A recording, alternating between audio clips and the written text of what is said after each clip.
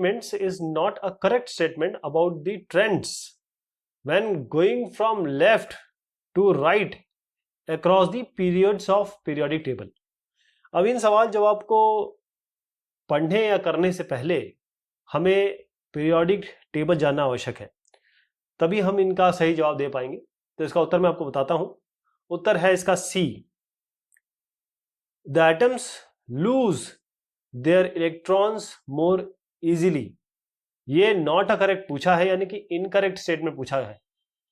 अगर आप left to right जाएंगे, अगर आप यहां लेफ्ट से बाएं हाथ से दाएं हाथ पे जाएंगे, पीरियोडिक टेबल को देखेंगे, तो जो नॉन मेटालिक कैरेक्टर है वो बढ़ता है, यानी कि जो इलेक्ट्रॉन को लूज करने की जो टेंडेंसी है वो डिक्रीज होती है, कम होती है। एक एलिमेंट X ये बनाता है क्लोराइड, और फॉर्मूला है XCl2। इतना कितना होना चाहिए? +2, क्योंकि Cl- तो 2 है। ये सॉलिड है जिसका मेल्टिंग पॉइंट ज्यादा है, हाई मेल्टिंग पॉइंट है। तो जो X है वो किस ग्रुप में होना चाहिए? इन X और इनमें से कोई, जैसे आपका Na है, Mg है, Al है, Si है, तो किस ग्रुप में होना चाहिए इसको? उत्तर है कि जो मैग्नीशियम है, X मैग्नीशियम के साथ होना चाहिए या उस ग्रुप में होना चाहिए पीरियोडिक टेबल के, क्योंकि मैग्नीशियम जब इसके साथ कंबाइंड होता है तो वो भी मैग्नीशियम क्लोराइड बनाता है। विच एलिमेंट हैज, एक एक करके देखेंगे इसको। 2 शेल हो, दोनों ही कंप्लीटली फिल्ड हो इलेक्ट्रॉन से। नियोन के 2 शेल होते हैं और दोनों ही फिल होते हैं इलेक्ट्रॉन से। 2 इलेक्ट्रॉन को आपके जैसे इस तरीके से न्यूक्लियस है, तो यहां आपका K शेल है, K में 2 है। इसी तरीके से जो L शेल है इसमें 8 है। ये K शेल हो गया, ये L शेल हो गया।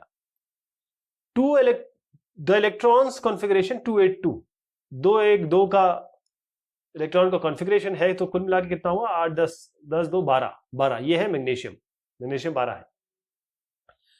अ total of 3 shell KLM, 3 shell है, with 4 electron in its valence shell, यानी कि यहां 2 होगा, मैक्सिमम 2 आ सकते हैं, यहां 8 है, और आखिर का इन्होंने बताया कि 4 इलेक्ट्रॉन्स है। K हो गया 2, ये 8, ये 4, जोड़ दीजिए इसको 14, और 14 क्या है? ये सिलिकॉन है, silicon. The total of 2 shell, 2 shell है, 3 इलेक्ट्रॉन इनके वैलेंस शेल में है, तो यहां पर 2 है, और बाहर ये जो मतलब K शेल तो 2 हो गया। यहां इन्होंने कहा कि ये 3 शेल है, तो 2 और 3 5, ये क्या हो गया? बोरॉन, बोरॉन हो गया।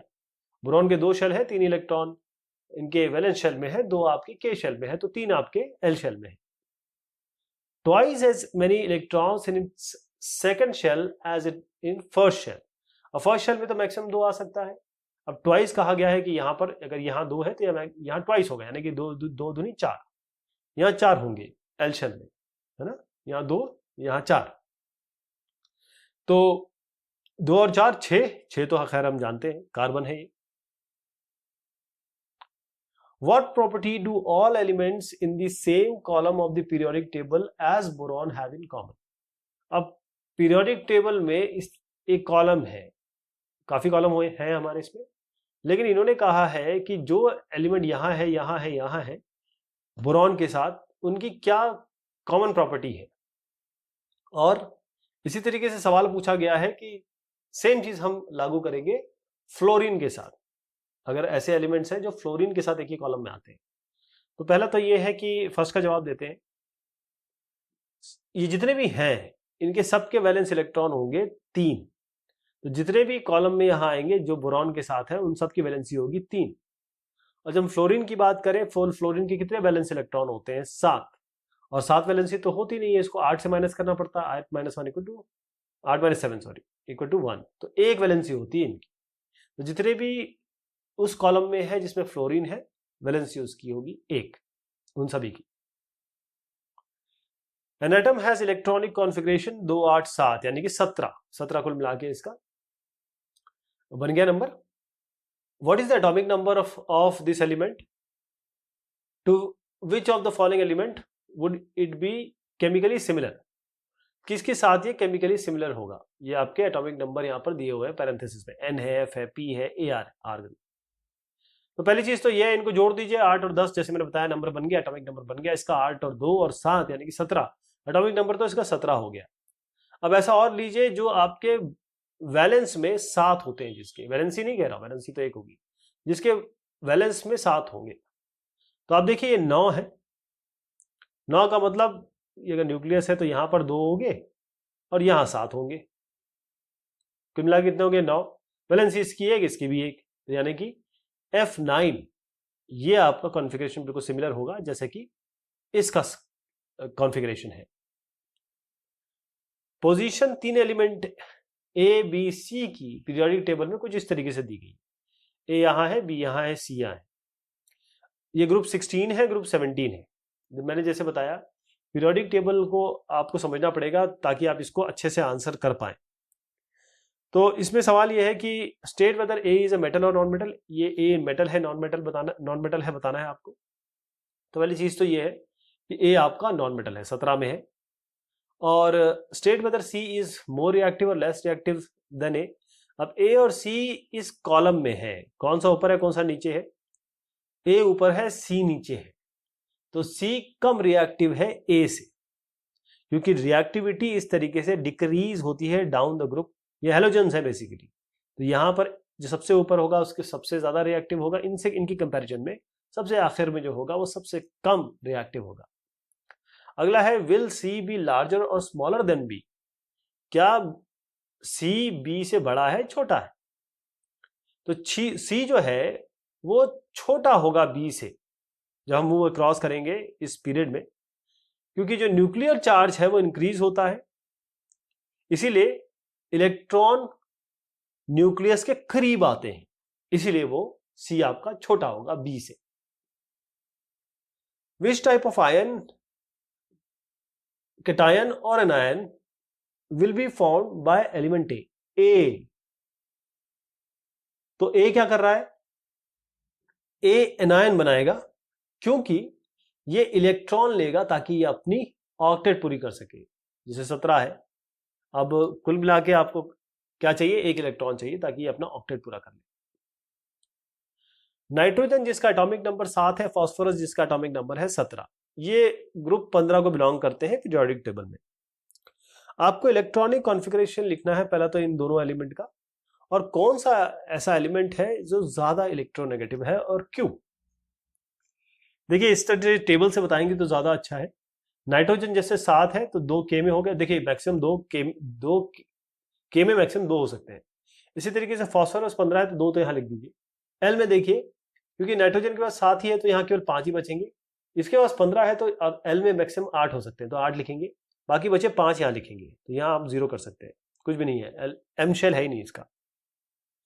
इसको देख के हमें ये लगता है कि जो नाइट्रोजन है ये ज्यादा इलेक्ट्रोनेगेटिव है फास्फोरस से, क्योंकि जब हम ग्रुप, क्योंकि ये बताया गया है कि ग्रुप 15 में है, जब हम ग्रुप में इस तरीके से नीचे आएंगे तो शेल बढ़ते रहते हैं, शेल बढ़ते हैं, और जो वैलेंस इलेक्ट्रॉन है वो न्यूक्लियस से दूर जाते हैं, move away from the nucleus, और न्यूक्लियर चार्ज कम होता है, डिक्रीज होता है। इससे क्या होता है कि जो इलेक्ट्रॉन को अट्रैक्ट करने की, पास लाने की जो क्षमता है, टेंडेंसी है, वो कम हो जाती है। इसका मतलब इलेक्ट्रोनेगेटिविटी बढ़ जाती है। इलेक्ट्रॉन जितना करीब होगा न्यूक्लियस से उतना ही कम इलेक्ट्रोनेगेटिविटी होगी, जितना दूर होगा उतना ज्यादा इलेक्ट्रोनेगेटिविटी होगी। How does the electronic configuration of an atom relate to its position in the modern periodic table? Electronic configuration किसी भी एटम का और उसकी पोजीशन पीरियोडिक टेबल कैसे रिलेटेड है आपस में।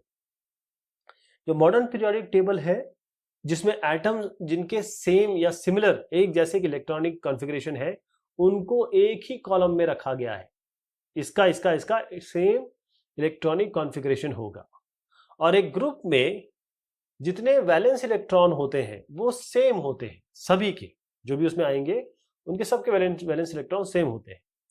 और अगर आप एक पीरियड के क्रॉस में, पीरियोडिक टेबल है तो इसमें अलग अलग पीरियड्स की तरह चीजें दी हुई हैं, तो जब हम पीरियड के अक्रॉस जाएंगे तो यहां पर आप देखेंगे कि वैलेंस इलेक्ट्रॉन इंक्रीज होगा। जो मॉडर्न पीरियोडिक टेबल है कैल्शियम, जिसका एटॉमिक नंबर है 20, उसके आसपास एलिमेंट है 12, 19, 21 और 38। कौन सा इसमें कैल्शियम के करीब है, कौन सा इसमें फिजिकल और केमिकल प्रॉपर्टीज को अगर देखा जाए तो वो कैल्शियम के करीब है। तो एलिमेंट जिसका एटॉमिक नंबर है 12, ये कैल्शियम के करीब है। क्यों? क्योंकि दोनों के ही वैलेंस इलेक्ट्रॉन 2 है। 12 का देखिए 2, 8, 2 और 20 का देखिए 2, 8, 8, कितना हो गया? 8 दूनी 10, 18 और ये 2, दोनों के ही वैलेंस इलेक्ट्रॉन आपके 2 हैं। कंपेयर एंड कॉन्ट्रास्ट यानी बेसिकली डिफरेंशिएट करना है। Compare and contrast the arrangement of element in Mendeleev periodic table and the modern periodic table. Mendeleev periodic table और मॉडर्न पीरियोडिक टेबल में आपको अंतर बताने हैं। तो मेंडलीव में क्या है और मॉडर्न में क्या है, पहला मेंडलीव का देखते हैं।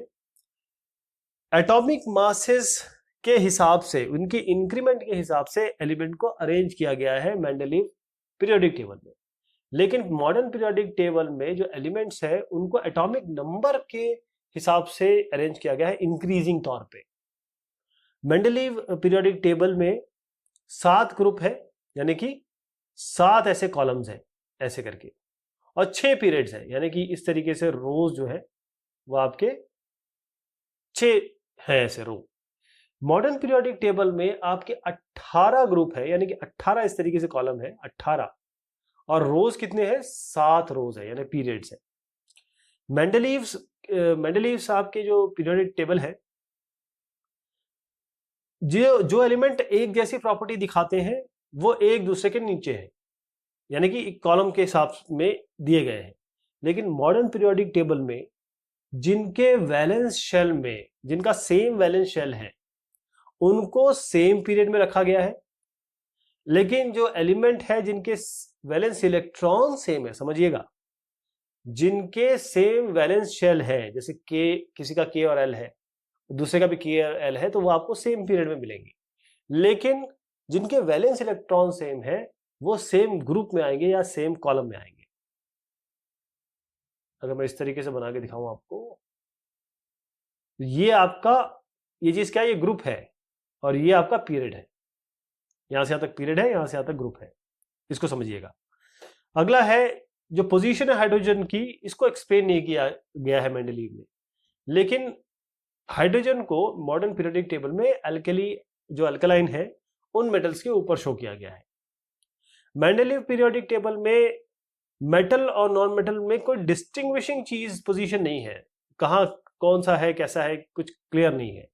लेकिन मॉडर्न पीरियोडिक टेबल में जो मेटल्स हैं वो बाएं हाथ, लेफ्ट हैंड साइड के पीरियोडिक टेबल में है, लेकिन जो नॉन मेटल है वो दाएं हाथ में है। तो आपको क्लियर पिक्चर मिल जाएगी कि मेटल कहां है, नॉन मेटल कहां है।